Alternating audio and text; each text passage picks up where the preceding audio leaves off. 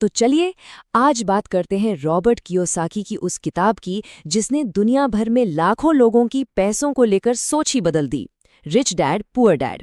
हम इसके उन सबकों को समझेंगे जो अमीर बनने का रास्ता दिखाते हैं। शुरू करें। कभी सोचा है कि आखिर क्यों ज्यादातर लोग, करीब करीब 90% लोग, पूरी जिंदगी एक चूहा दौड़ में फंसे रह जाते हैं? ये किताब इसी बहुत बड़ी समस्या की जड़ तक जाती है और उसका समाधान भी बताती है। ये कहानी है रॉबर्ट कियोसाकी के दो पिताओं की। एक तरफ उनके असली पिता थे जो बहुत पढ़े लिखे थे, पीएचडी थे, पर रॉबर्ट उन्हें पुअर डैड कहते हैं क्योंकि वो हमेशा पैसों के लिए संघर्ष करते रहे। और दूसरी तरफ थे उनके दोस्त के पिता जो सिर्फ 8वीं पास थे पर वो बहुत अमीर थे। रॉबर्ट उन्हें रिच डैड कहते थे। और यहीं से पैसों को लेकर दो बिल्कुल अलग अलग सोच की दुनिया शुरू होती है। एक पिता ने सिखाया कि सुरक्षित नौकरी करो, तो दूसरे ने सिखाया कि दौलत कैसे बनाई जाती है। और इन्हीं दो अलग अलग सलाहों ने रॉबर्ट की पूरी जिंदगी का रास्ता तय कर दिया। देखिए सोच का फर्क कितना बड़ा है। पुअर डैड की सलाह थी अच्छे से पढ़ो लिखो और एक सुरक्षित नौकरी ढूंढो। वहीं रिच डैड कहते थे नहीं, ये सीखो कि पैसा तुम्हारे लिए कैसे काम कर सकता है। यही एक विचार इस किताब का पूरा सार है। रिच डैड का पहला सबक थोड़ा अजीब था। उन्होंने कहा मेरे लिए काम करो पर मैं तुम्हें पैसे नहीं दूंगा। क्यों? क्योंकि वो सिखाना चाहते थे कि पैसे के लिए काम मत करो बल्कि सीखने के लिए काम करो। और इसी सीख के साथ रॉबर्ट और उनके दोस्त ने अपनी पहली कॉमिक बुक लाइब्रेरी शुरू की और समझा कि पैसा असल में बनाया कैसे जाता है। तो अब बात करते हैं उस सबसे ज़रूरी नियम की जो अमीर और बाकी लोगों के बीच एक बड़ी दीवार खड़ी कर देता है। ये नियम है संपत्ति और देनदारियों के बीच का फ़र्क समझना। बहुत ही आसान शब्दों में संपत्ति यानी एसेट वो कोई भी चीज़ है जो आपकी जेब में पैसा डालती है, जैसे कि कोई घर जिससे किराया आ रहा हो, स्टॉक से मिलने वाला डिविडेंड या कोई ऐसा बिजनेस जो आपके बिना भी आपको कमा कर दे। और इसके बिल्कुल उलट है देनदारी यानी लाइबिलिटी। ये वो चीज़ है जो लगातार आपकी जेब से पैसा निकालती रहती है, जैसे एक बड़ा सा घर जिसकी आप ईएमआई भर रहे हैं या एक महंगी कार जिसकी मेंटेनेंस में बहुत खर्चा होता है।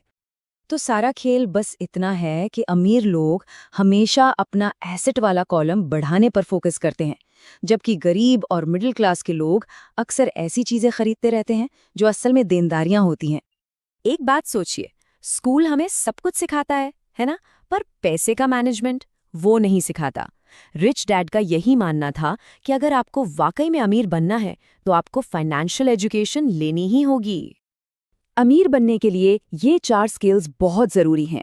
अकाउंटिंग ताकि आप नंबर्स को समझ सकें, इन्वेस्टिंग ताकि आप पैसे से पैसा बना सकें, मार्केट की समझ ताकि आप सही मौके पहचानें, और कानून की जानकारी ताकि आप टैक्स बचा सकें। यही वो ज्ञान है जो आपको असली आज़ादी दिलाता है। चलिए अब बात करते हैं उस रैट रेस की। ये चूहा दौड़ आखिर है क्या जिसमें ज्यादातर लोग फंसे हुए हैं? और सबसे बड़ा सवाल, इससे बाहर कैसे निकले? ये चक्र सुनने में बड़ा सिंपल लगता है लेकिन ये बहुत खतरनाक है। आप नौकरी करते हैं, सैलरी आती है, जैसे ही सैलरी बढ़ती है खर्चे भी बढ़ जाते हैं। अब उन बढ़े हुए खर्चों को पूरा करने के लिए आपको और ज्यादा मेहनत करनी पड़ती है, और ज्यादा कमाना पड़ता है, और ये चक्र चलता ही रहता है। तो इस दौड़ से बाहर कैसे निकलें? इसका एक ही रास्ता है, एक से ज्यादा इनकम सोर्स बनाना।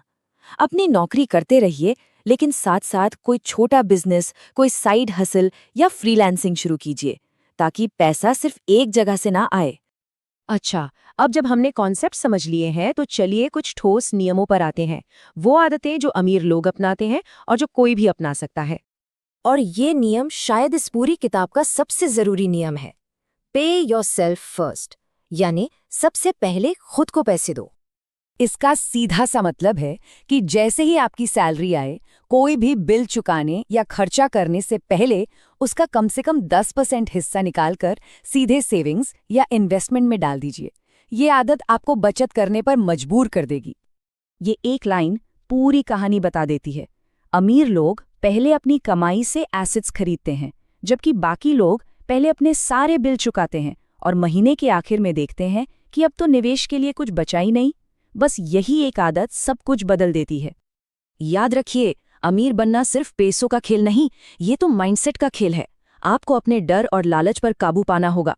ये सोचना होगा कि आप दूसरों की मदद कैसे कर सकते हैं, अच्छी टीम कैसे बना सकते हैं, और मैं की जगह हम की तरह सोचना होगा।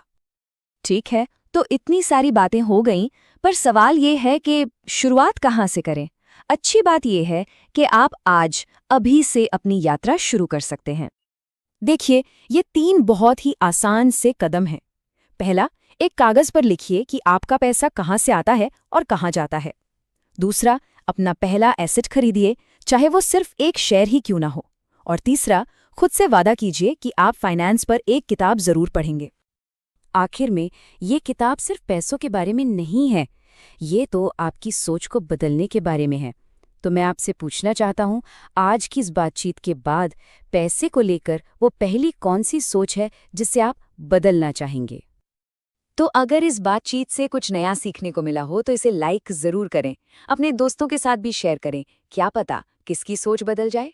और ऐसी ही ज़बरदस्त किताबों की जानकारी के लिए हमारे चैनल को सब्सक्राइब करके बेल आइकन दबाना बिल्कुल मत भूलिएगा। मिलते हैं अगली बार।